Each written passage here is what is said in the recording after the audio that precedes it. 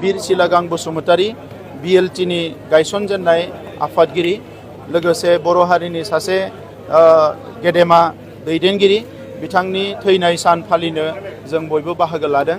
आङो बिथांनि थैनाय सानाव गिबियावनो बिथांनि सोरगोआरि जिउ सोलेरनि खाथियाव आंनि गोसो गोरबोनि खुलुमनाय आरो सिबिनायखौ बावहरदों। लोगोसे अबंलावरिनि खाथियाव आरज गाबदों जे बिथांखौ अराय सम सोरगोआव आलो गोजोनै थानो जायगा होगोन आरो जेब्लायनो बिथांखौ जोनोम होगोन अब्ला बर' हारियावनो फिन जोनोम होगोन होननानै अबंलावरिनि खाथियाव आरजखौ लाखिदों। मानोना बिथांमोन बायदि दैदेनगिरिया जोनोम जानायखायनो बर' हारिया दिनै मुलुगनि बिखायाव गावनि सिनायथि, गावनि थामोनथा, गावनि राव थुनलाइ हारिमु गासैखौबो लानानै थांनानै थानो हादों। बिथांमोन बायदि दैदेनगिरिफ्रा जोनोम जानायखायनो जोंनि हारिया गोग्लैसोनाय हारिब्लाबो जोङो साहस खालामनानै जोंनि राजखान्थि मोनथाय, समाजारि मोनथाय, सोलोंथाइनि मोनथाय गासैबो मोनथायफोरखौ बेसेबा गिदिर पावारफुल भारत सरकार, आसाम सरकारनि खाथियावबो दाबिनानै जुजिनानै दिनै बिख'नानै लानो हादों।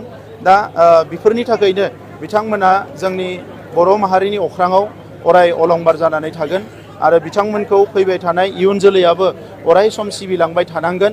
मानोना जि हारिया बिरखौ फुजियो एबा मान होयो बे हारियावसो बिर उजियो होननानै जों मिथियो। दा नंखायनो बर' हारियाव दिनै जोंनि हारिनि गासैबो सुबुङानो जोंनि बिर जोहोलावफोरखौ मान होयोखाय बर' हारिया मालाबाबो अलखदाव गोग्लैनाङाखै। जेसेबां खैदां खैफोदबाबो फैदोंब्लाबो दाङाबाजि जादोंब्लाबो बर' हारिया सौसिनानै बारलांनो हादों। दा नंखायनो आङो बीर सिलागां बसुमतारी बिथांनि खाथियावबो आरज गाबगोन जे बिथाङा फैबाय थानाय समाव बिथांमोननि आद्रा थालांनाय जि हाबाफारि बेखौ मावफुंनो बर' फिसाफोरखौ अराय सम बोर सारस्रि हरगोन बिनि थाखाय आरज गाबदों। बिथांनि मुंखौ अराय सम जोङो हारिनि गेजेराव फोथांनानै लाखिनो थाखाय जोंहा 40टा समस्ति दङ। 40टा समस्तियाव 5 कौटि बाहायनानै मोनसे मिनि स्टेडियाम जों लुगासिनो दङ। अलरेडि गासै 12 स्टेडियामा सेंसन जाबाय आरो 6आ लुखां जासिगोन आरो बाखि समस्तिफ्रावबो जोङो लुनो थाखाय थिग खालामनाय जादों। बिथांखौ नैबे फबनाय जायगायाव बिथांनि जेराव मुसुखा दङ बे जायगाखौ एसे डेभेलप खालामनाय जाबाय। बेवहाय आरोबाव मोनसे बिथांनि मोनसे इपिग्राफ एबा बिथांनि जिउ खौरां लिरनाय मोनसे बेवहाय साइन बर्ड गिदिर बेवहाय होनो थाखाय थिग खालामनाय जादों। बिथांनि आबुं जारिमिन लेखा गांसे बर'नो थाखाय थिग खालामनाय जादों आरो इयुनाव बे पार्कखौ साबना हामना खालामनानै दोनबाय थानांगौनि थाखाय मास मोनफ्रोमबो 20,000 करि रां सरकारनिफ्राय हरनो थाखाय थिग खालामनाय जादों। जोबोद मोजां बाथ्रा दिनै बेवहाय हाग्रामा महिलारि बिथाङा फैदों।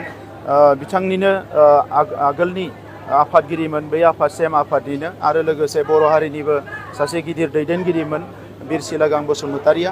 आङो बयबो दैदेनगिरिफोरखौ खावलायगोन जे जोंनि हारिनि सुबुंफोरखौ खावलायगोन बड'फानि फबनाय थावनि एबा जोंहा बीर सिलागांनि होन, सुजित नार्जारी बिथांनि होन, जोंनि जेसेबां गेदेमाफोर दङ, कनकेश्वर नार्जारी होन, बे बिथांमोननि जोनोम आरो थैनाय सानाव बयबो बाहागो लायोबा मोजां जायो। मानोना बियो जोंनि मोनसे गोथां जारिमिन आरो इयुन जोलैखौ थुलुंगा होनो थाखाय जोंनि हारिखौ हारिनि एजेन्डाखौ लानानै आवगायलांहोनो थाखाय जों साफ्रोमबो रिभलुसन खालामबोनाय, जांख्रिखांनायाव बाहागो लाफानाय दैदेनगिरि मावथिफ्रा बिबान दङ होननानै आं सानो। दा नंखायनो आंबो नाजायो जेसेबां हायो जोंनि बीर जोहोलाव बिथांमोननि जोनोम आरो थैनाय सानाव बाहागो लानो थाखाय। मालाबा बेमार आजार जानानै बाहागो लानो हायाबा जुदा, नाथाय ओरैनोबा साफ्रोमनियावबो बाहागो लानो थाखाय आंबो नाजायो आरो बियो जोंनि बिबान होननानै आं सानो।